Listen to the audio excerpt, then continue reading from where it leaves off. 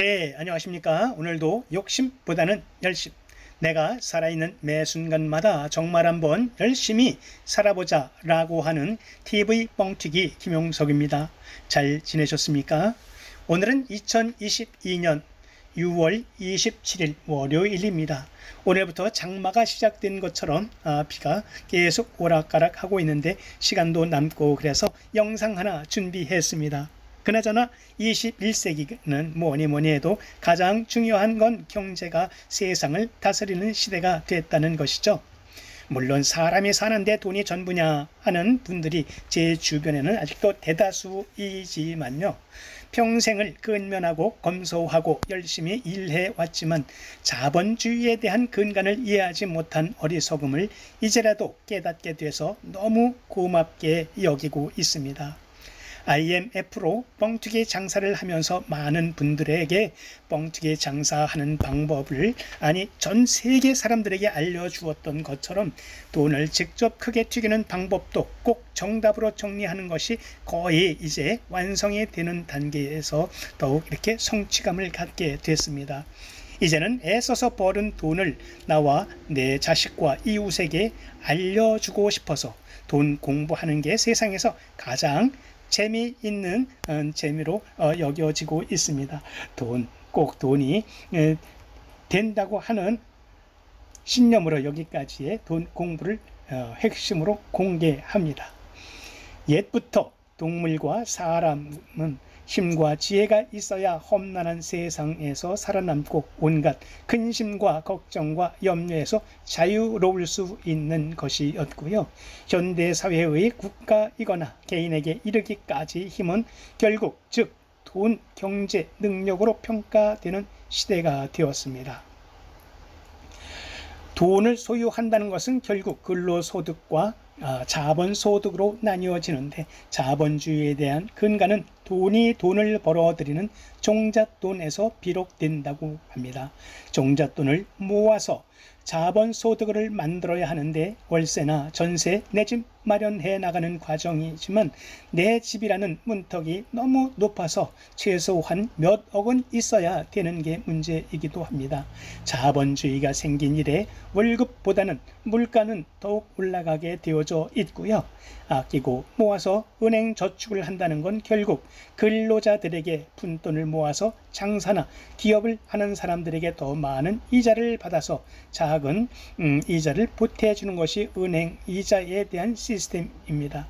하여 일반인들이 모은 푼돈을 기업을 하거나 장사를 하는 경영자가 상장한 주식을 지분으로 쪼개어 사면 기업의 수익과 성장에 따라 그만큼의 이자 지분이 많아지는 것이 주식을 산다라고 하는 개념입니다. 그러나 은행에 저축하면 아주 작은 이자를 지급받는 반면에 안전은 보장되어져 있지만 개인이 직접 기업의 주식을 갖게 된다면 기업이나 회사가 운영하는 이익에 따라 수익이 결정되어 내 돈에 대한 안전은 보장되어져 있지 못하는 것이 단점일 수 있지만 당연히 은행이나 국민연금보험공단에서 투자하는 좋은 기업과 능력 있는 회사의 주식을 찾아낸다면 종잣돈을 늘리는 데에 많은 시간과 노력을 압축시킬 수 있다고 하는 결론을 얻습니다. 자, 그러면 자본주의에 대한 근간은 돈이 돈을 버는 겁니다. 부자가 더욱 부자가 될 확률이 높다는 말이고 결국 돈이 있어야 돈을 버는 게 맞는 말입니다. 그렇다면 열심히 돈을 벌고 전략해서 목돈을 만들어서 돈 많은 기업에 투자해서 돈 많은 기업과 함께 성장하면 될 일입니다. 그런데 아주 조그만 기업이 두드러지게 성장해서 이익을 크게 보는 변수가 있어서 대개의 개인 투자자들이 짧은 시간 안에 큰 이익이라는 욕망에 빠져들기가 쉬운 게 현실이기도 하고요. 가치가 있는 기업과 성장판이 열려져 있는 아주 큰 기업이라고 하더라도 기업 문화가 제대로 자리 잡지 못한 경영주라면 지분이 많은 대주주가 자기 마음대로 알맹이 사업만 따로 떼어내서 기업을 두 개로 만들어버리는 물적 분할을 해버리는 통에 원래의 성장 가치의 모멘텀이 없어진 빈 껍데기 주식의 종목이 될 수도 있습니다. 쉽게 풀어보면 동물의 왕국에서 먹이사슬의 최고 상위 그룹의 막대한 자본력을 이겨낼 재간이 없다는 결론입니다. 하여 제가 여기까지의 공부는 기업 문화가 제대로 잡혀져 있는 큰 물을 찾아서 미국 나스닥 시장에 상장되어져 있는 기업 중에 개별 기업도 좋지만 여러 개의 한꺼번에 종합 선물 세트로 묶어 놓은 익스체인지 트레이딩 펀드 또 ETF라고 하는 것을 선택해서 5년이 됐건 10년이 됐던 모아간다라고 하는 개념입니다. 주식을 돈을 따고 잃고 하는 개념이 아니라 성장판이 열려져 있는 좋은 기업, 안전한 기업들에게 지분을 조금씩 모아가는 거다. 주식은 언제 사고 파는 것이 아니라 좋은 종목을 조금씩 장기간 모아가는 것이라고 결론합니다. 강냉이를 어느 정도의 예열된 기계 속에 넣고 어느 정도의 불의 세기를 조절하며 어느 정도의 압력에 도달하면 레버를 당겨 크게 튀겨내는 것처럼 주식도 여러 개의 훌륭한 종목에 오랫동안 숙성되고 압력이 도달될 때까지 불의 세기를 조절해 줄 필요가 있다는 레시피를 완성했다는 것입니다. 주식은 여러 가지 주변 환경과 큰손들의 이익 실현 때문에 1년에 두세 번은 주가가 출렁거리고 3, 4년 만에 한 번씩은 큰 주가의 하락기를 맞는 사이클이 있습니다. 이럴 때 저가에 분할해서 꾸준하게 매수해서 종목의 수량을 늘려나가고 죽을 때까지 영원히 찾지 않고 꼭 필요할 때만 분할로 매도해서 돈의 필요의 역할을 다 한다, 활용을 한다라는 개념으로 이해합니다.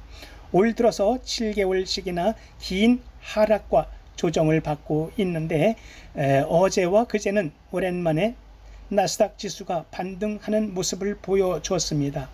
아직도 하락하는 추세선에서 벗어나지 못했다고 하는 애널리스트들의 의견이 지배적이긴 한데요. 최고의 투자자 웰렌 버핏도 인플레이션과 경기 침체가 언제까지인지 어디까지가 바닥일지는 모르지만 이러한 현상은 경제가 성장하는 동작의 한 방식이라고 말하고 있습니다. 경제도 사계절과 같다고 보면 되지 않을까요? 금리를 올릴 때가 있으면 내릴 때가 있고 긴축이 있으면 완화도 하면서 세계 경제는 끊임없이 성장해 왔습니다. 미국 시장이 생긴 이래 계속 우상향하는 것도 바로 이런 증거가 될 거이고요. 저라면 이번에 인플레이션이나 물가 상승률이나 이런 것이 심해져서 나스닥이 다시 저점에 이른다면 더 좋은 주식들을 추가로 매수할 계획입니다.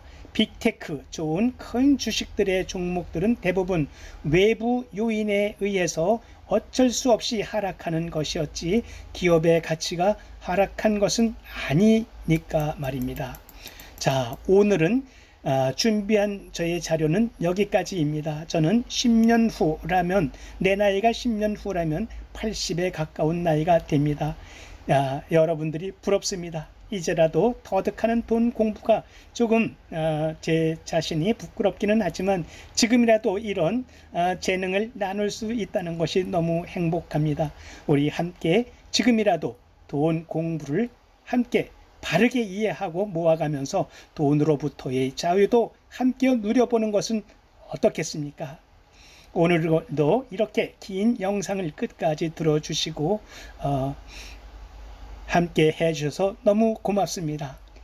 뻥! 네, 파이팅!